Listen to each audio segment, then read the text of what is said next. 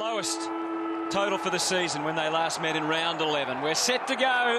Fremantle and Richmond, so much on the line. Sandilands a late inclusion, up against Marriage, and he wins the tap. He had 43 taps in his last fully completed game for Freo, so we know how dominant he can be. Sprightly start by the Tigers, though. Cochin shooting forward. Nahas always a danger. Ballantyne getting back to lead the way out of defence for Freo. Sends it up. Post playing in front. He's pretty good, solid mark.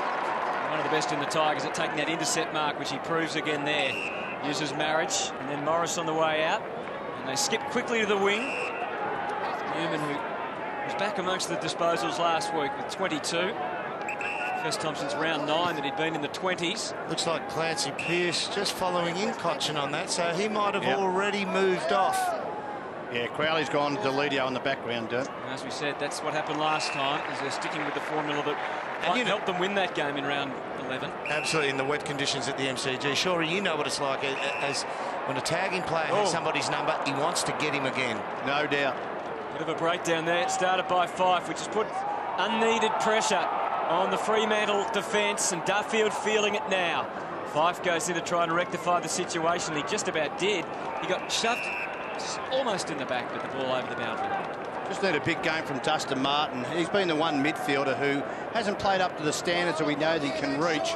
And a dry ground here, his penetration by foot could be very important. Sandilands down for Fife again, and Mundy much improved form-wise. Fremantle midfield over the last month or so. Obviously Fife recovering sufficiently from that ankle injury suffered in the hotel ahead of last week's game against Adelaide to be back in the team. Getting a lot of injuries outside the footy field at the moment, or not between the first and final siren. Big Marriage, his task just got that much greater in the 15 minutes before the opening bounce. Barlow sends it back to the wing, hangs a long time in the air, and again big Jaden Post. It's too difficult to pass for Fremantle. Oh, sloppy handball. Very sloppy. Transferred the pressure. Let's see if they can work their way out of it. Rance might get it back again.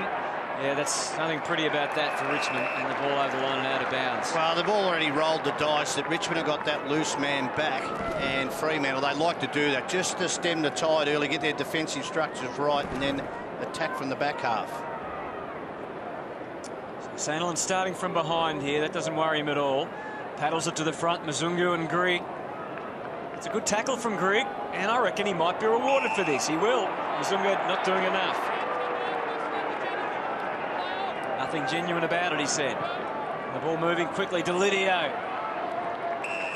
And Cochin's drawn a free. Oh, grab on the arm. Gets McPhee. Yeah, we'll get a look at this again.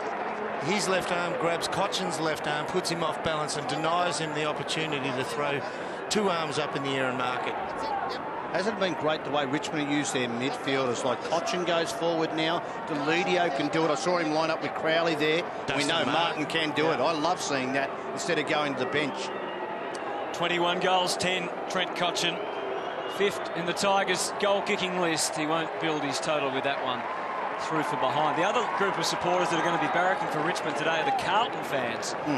Because obviously Fremantle could be a thorn in the Blues side in terms of making September.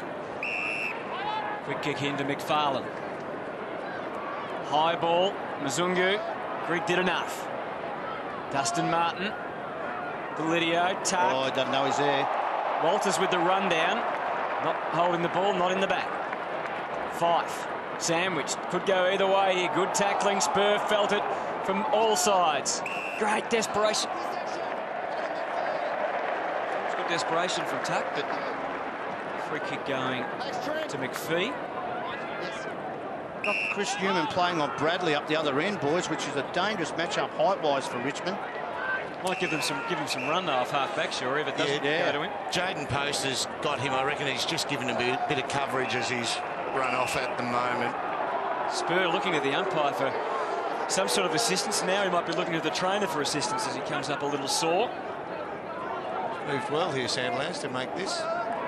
Usually see how he fares as the afternoon goes on in the heat, won't it? Great smother from Daniel Jackson. So it's an excellent start for Richmond in terms of where this game's being played. Unfortunately, on the scoreboard, they haven't been able to convert it.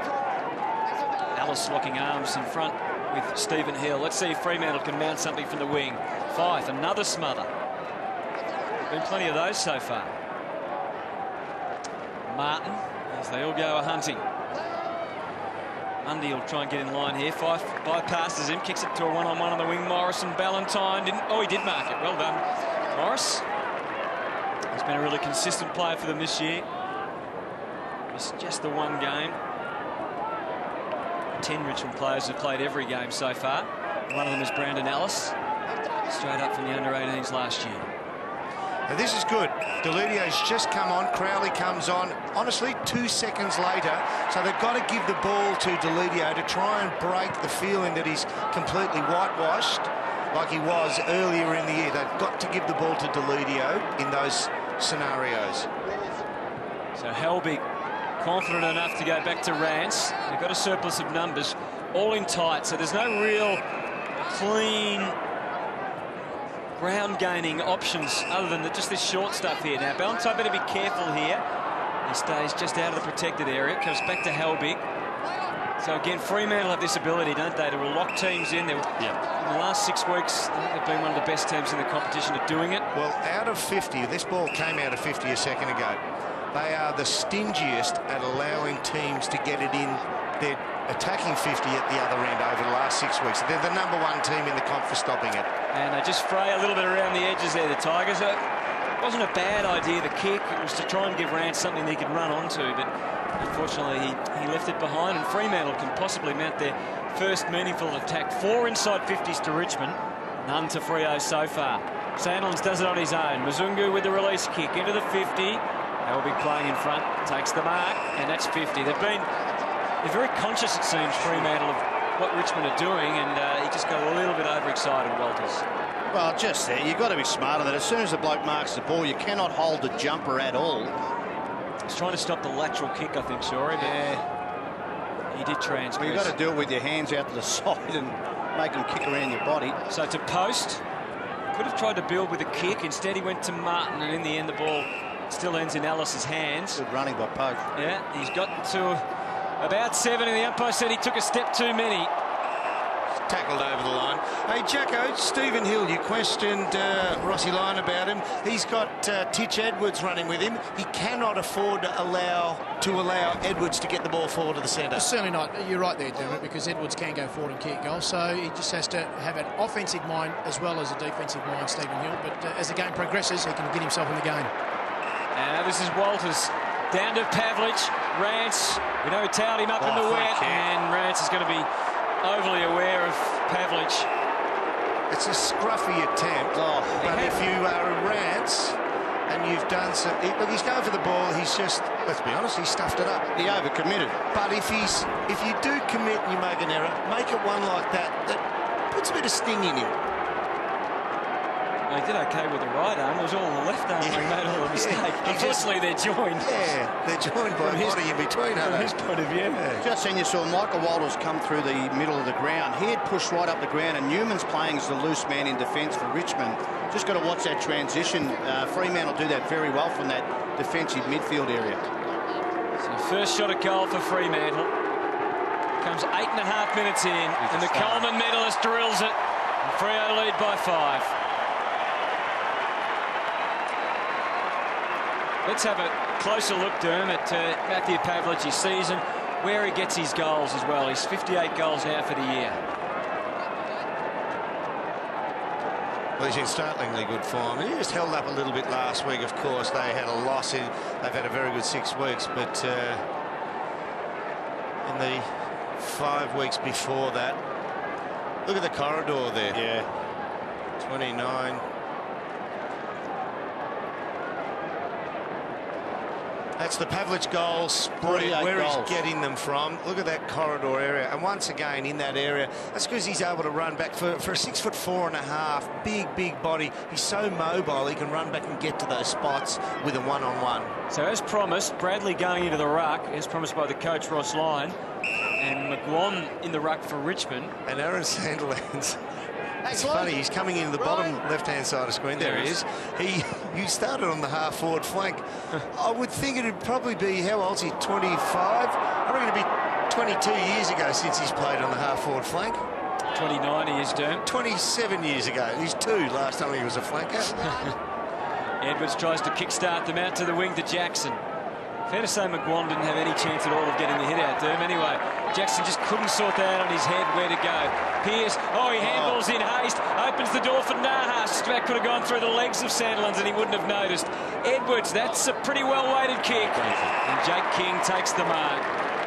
Directly in front. That's what I was asking you about, Jacko. Edwards, when he pushes forward like that, is dangerous with the kick, and it went over Stephen Hill's head. Now he's thinking, defensive, so he goes to the goal side of where Edwards is in traffic, but the kick goes over his head and spots up Jake King. And one of his strengths, Edwards, is that he has got a penetrating long kick, so that's where he caught Stephen Hill on that occasion. Stephen Hill to the bench now. So Jake King has played the 11 games this year, but that is dead-eye.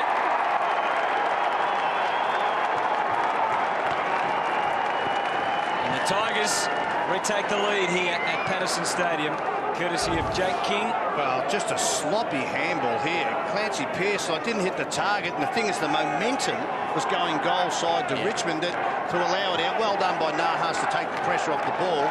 And as you then said, really good vision by Shane Edwards to find King. They needed that because they worked pretty hard early in this game and hadn't converted.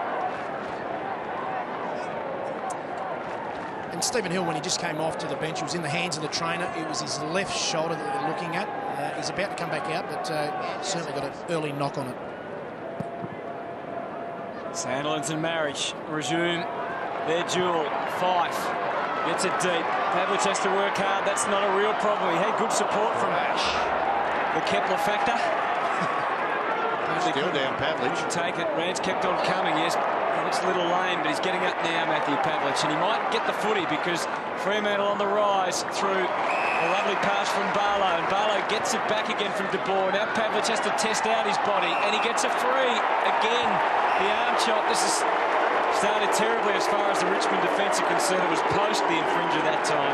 Pavlich still looks in pain. This will make him feel a bit better. Let's get a little bit of this from this angle here. Forges to the front. Just held his arm down, didn't he? Just a hook over the bicep on Jade Post's right arm.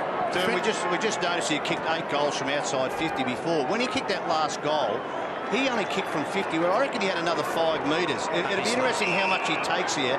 Other players would have got that close to the mark where you worry about your distance, also your accuracy. See where he kicks here. See, he can run to about 45 and kick.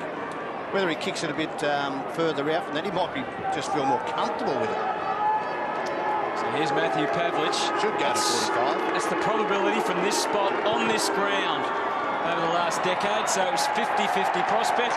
And unfortunately, it's the wrong side as far as Matthew Pavlich and Fremantle are concerned. So nearly halfway through the opening quarter, what do we know, Derm, about this game? Is there anything you know now that you didn't know before the game? Well, I reckon it's an arm wrestle, and Ross will play this game, so he doesn't.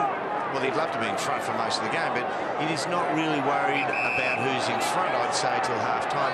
He just wants to choke Richmond so they feel like they cannot get a score on the board.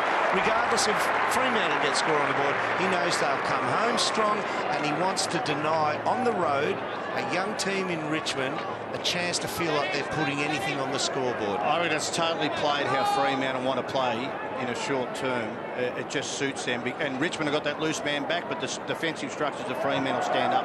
Marriage wins a one-man war there. Good spoil, good fist from Duffield. Takes it over the boundary line and away from Edwards. That's why Jacko, that's why every time they go forward and they miss those early goals, they have to convert, Richmond. Back to you in a moment, Jacko, as Jackson is wrapped up down to Cochin. Didn't like anything forward of the ball. This is that pressure that Fremantle can apply that results in a testing kick like that, but you do get reward when they come off, and it does open things up ahead. for Richmond to work their way through Rance. So haven't got a half forward leading up there. Jake King withdrew, and he's not the kind of player who can take an overhead mark on the lead, so they had to go sideways, hold it up. And then back into the middle like that, which had more than an element of danger. Great effort. Morris put his head over it. Fully committed. So now they can get it deep. Will they drive it quickly or not? They can't kick it corridor. They can't kick it corridor. If they do, they'll get picked off. He has to go away from Sandlin, so he did that. But is there anyone there to mark it? Not really. McGuan, McFarlane, Revolt didn't get there either. It's not a bad kick. No, it's out of bounds. In this day and age, the number one place you want to go to that is your second option other than kicking the ball through the goals is forward pocket balling, because you can choke the ball in and hold it in with tackle pressure. And they keep it alive. Grigg on his favoured left. Squirmed the ball back onto his boot, but it's a behind. They'll take him all at the moment in a low-scoring encounter. Richmond 8, Fremantle 7. This will tell you how the game's going to go, how well they move this out of defence and whether they can get an inside 50 at the other end. McPhee with the low bullet. Zungu, yeah, they need to be able to repay Fremantle, don't they? Make it tough for Fremantle to get it out the same way that it is for them. Michael Barlow's getting on the bike a bit and finding space. He's not really impacting too much. He's only had the 4 possessions, but he's getting to a dangerous position a lot. And once again, just in the middle of the bottom of the screen there, he just draws a player. Dawson to McPhee and then over to Mzungu. They've worked their way outside the defensive 50. Already 7-3 hit-outs to Fremantle advantage, boys. And the clearances are going to be so important. Can Fremantle take advantage of Sandiland's dominance? Oh, big leap from post again. Has been powerful in the air thus far. Good tackling pressure on Mundy. Pierce gave it up. Hooley there to half forward. Revolt pushing up the ground in dangerous hands now. Cochin can't get away from Dawson. Wonderful tackle. The ball up for Graves. Martin just clobbered a little high. No fend off. And it goes to McFarlane. See the sweat already pouring out of the players. Temperatures into the low to mid-20s today. It's a glorious day at Patersons Stadium. That's once again Barlow and of course this young lad Spur run to the back flank and they get the chip over the middle into the corridor. I didn't think they'd come out wider after follow them out there, but they opened it up because those boys ran hard right across the ground. Big kick. Garfield chances the arm a little into the middle. Mzungu takes it. No one on that other side except Bradley, who's on a really long lead. And it was hard work paid off in front of post. Down for Ballantyne. Helvig doesn't go with him. Just stays off him. Not paid. And well played in the end by Helvig, who gets involved to link it up to the wing. Spilled by Martin. Could be costly. He went in to try and repair the damage. The odds were too strong against him, though. Mzungu, handball for 5. Can Freo crank it up a bit? De Boer, fairly lame kick. He was under some pressure. Back it goes to Hooley. He wobbles it to the wing. Fremantle seem to have it rounded up here. It's yours, Kepler, says Duffield, who keeps Cochin away, but he couldn't stop McGuan having the impact. Good tackling pressure. Couple of missed tackles as well in all of that. It's a fumble. It's come out the back. Cochin can bypass a couple. Kick into the middle. It just has to get there for King for his second. He loops it over the top. And Revolt goes bang and kicks it up with a Jack the Goose into the second level. I love the Jack the Goose, but I tell you one bloke who he won't get a stat out of it except for a pressure act, is Luke McGuan. He came out and he is the reason that ball stayed on the half-forward flank and didn't go back through Kepler Bradley, back the other direction. Just fantastic, wonderful reading of the play, knowing when to come off his man, keep the ball in the forward line. I was going to say that he didn't go early enough because the ball went end over end from Bradley and it was hard to control, but he got there just in time. Held it in. So Revolt matching Pavlich with a goal each. Cochin had a nice bit of play in that lead up. He's already up to 7 disposals for the Tigers. And Jack Revolt, 55 goals for the season. And it's well and truly game on here. The Tigers by 7. Hill thumps that one and Pavlich gets there late. Left it for Walters to do all the hard work. Bradley scramble is in as well. Free kick. Has drawn a free. The big Kepler. Against Rance. Rance just come over. A little bit reckless, Alex Rance. That's the second free kick he's given high. Rush on Ibbotson. He was feeling it. Marriage has got King away again. And again, they can Chinese checker their way all the way down the ground. Across it goes to Nahas. Hard lead from Revolt. Just beyond him, distance-wise, you would think. Though he is a mighty kick when he really nails, and he doesn't try to have the shot. Instead, he directed it from McGuan. It was just off the one step. Really. Yeah, that was just lazy then. He had to get back. We know he's a talented player, but even talented players need to have the number of steps in the balance. Yeah, that's a rehearsed action, that type of kick, and it's not too often he's going to be looking to short pass into the forward line. Oh, that's terrible. Revolt could have marked it, but he left it for Tuck. Just a little bit off the bit here now, Fremantle. High ball again, no big targets. Edwards protected from it. Oh, McPhee spoiled it, I reckon. I don't know why. His teammate was going to mark it. And Jackson's got issues here. But it's going to be a ball up, so... Well, he's down, and the umpire said that he ducked his head. That's why he never got a head high, Hutto. He could call it, and he gets up a bit sore. So if he does duck his head at the contest, it's good to see the umpires don't pay against the tackler. Good tap. Marriage down, Mundy. He's sharing it around again. High ball. Out of danger only momentarily. Big post having the stumbles. Didn't do any favours for Helbig. Gee, withstood it very well, though. Post, he also working not bad in the confined spaces. Chris Newman off the back. Yeah, Morris cleaned it up. Had to get it to the skipper. Guiding pass again to Tuck. There just a kick and a bit out from goal. Some targets away to the left for Tuck. Instead, he goes into the pocket. Calls on his forwards to come out and meet it. Dawson. Oh! And McGuan almost popped up at the right time. Hurried kick out of there, and it's ended up okay. Judgment.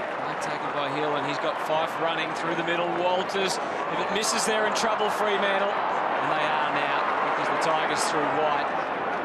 Able to maintain control of the footy. Again, Newman back to Grigg. Inside 50 count, 11-5 in favour of the Richmond side at the moment. Nahas, delicate operation for Newman. He's got it inside the 50. He'll be right up against the chalk, though, Doom. Well, he's got it. Sorry, Doom. You've got to make a decision on this bloke. This is his 5th possession. He's going at 80%. He will slaughter you with his foot skills. They mean to either roll one back onto him or change over someone else. Maybe Hayden Ballantyne go to him, take 2 on 1. Just the 3 goals, 3 for the season for Chris Newman. Sides had been clamping down on him. He got away last week, but the skipper, with those faint finals hopes still to be fanned. It was a shocking-looking kick, and it was touched on the line. I always felt that was... Jack, you played so much footy here. I always felt that pocket there was a fairly shallow pocket. I'm quite sure it's symmetrical to the rest of the ground and shouldn't be, but you felt like the goals were more open from that side? You're probably right, Dermot, given that this shape of the ground, it's just sometimes where they put the goalposts, they change them from time to time. So just shift them along 7 metres, yeah. Never much fun when people move the goalposts on you, is it? Preferably not during a game. They're open, all right. They split them right down the middle. The cruelest of bounces for Hill. Post has had a lot of work to do and is doing it wonderfully well. Gets them going again through Hooley. Out to half-back, they're away through White to Helbig. This young Richmond defence being tested. So far they're passing, but there's a long, long way to go. Fremantle, they are lining up out wide. De Boer has time to try and judge this. Hill's in the square. Could have used him to make the most of it. Was confident in his own ability.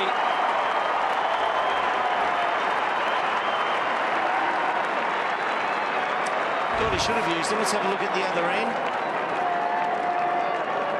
So the umpire is there. He cannot be closer. There is not another person on this earth who has got a better look at that. He was falling over as well. Perhaps he heard the snap. It may well have been. Anyway, They had 3 goes at this one, didn't they? They had players forward.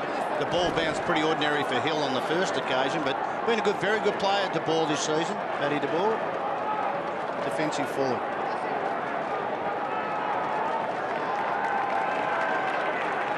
in terrific form last week with 22 disposals. 16 of those came from contested possessions.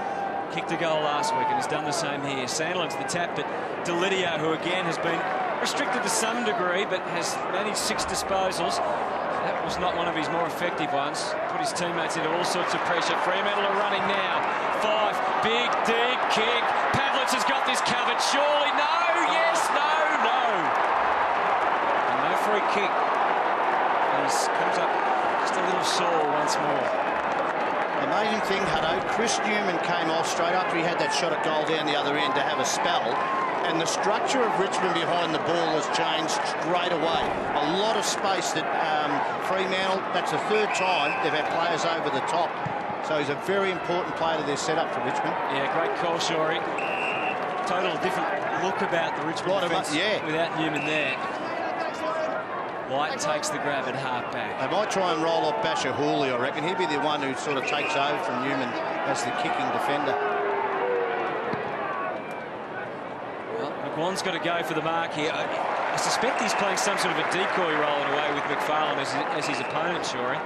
Yeah, gee, they're out here again. They're switching, finding this loose man in the corridor. They're hitting more targets, aren't they? They're just starting to... Once you let Stephen Hill start to get the footy, you're inviting trouble with Fremantle, because once he can get the ball, you're open and you get through with real pace and speed. Weaving in and out, and in the sunshine, it's Jackson versus Walters.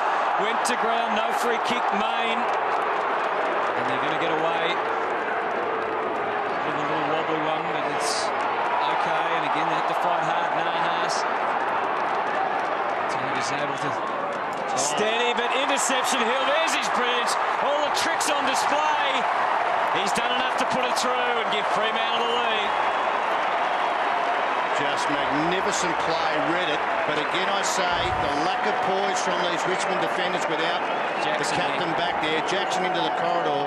You turn the ball over there, you're going to pay it every time, especially when you put the ball in the hands of the class and ability of Stephen Hill.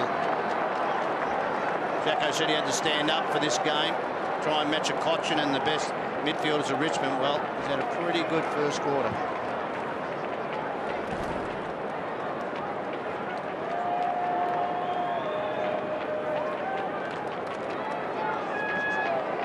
Have a look at this centre bounce here. Crowley standing next to Deledio. When Tuck is in there, Crowley vacates Deledio and goes to Tuck. And thereafter he goes back to Deledio in general play. So they respect Tuck's ability around the ball. Which everybody does, I might add. Shorts one to Pearce. They're moving now. They've clicked into gear. Crowley, hurried kick. It's working its way back, but not enough. You've got Luke McGuan up against Sandilands in the ruck. Now, come on. Jaden Poster's got a bigger body than Luke McGuan. I know he's playing defence, but...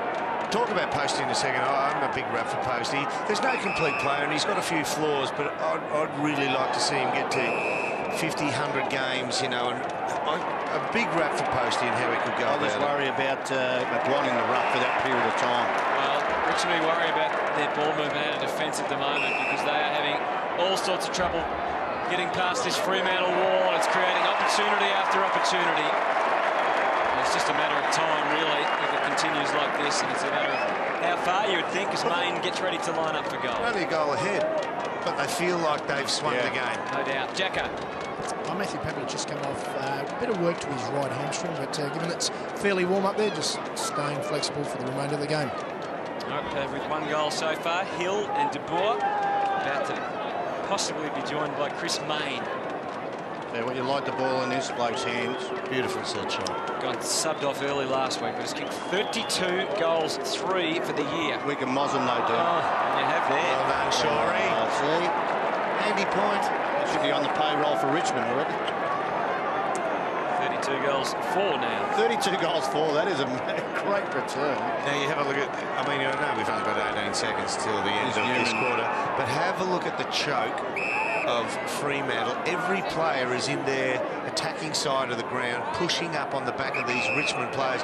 No wonder Grigg has to take so long to make his shot selection, because he's just looking at a wall of numbers. Well done, Cochin. Cochin, they make the break. Time's going to beat them, though. They need more of that. If they can get a bit of that going to them, things could change here. But at the moment, they've been constricted by this professional Fremantle side, and they lead by 7, the home team.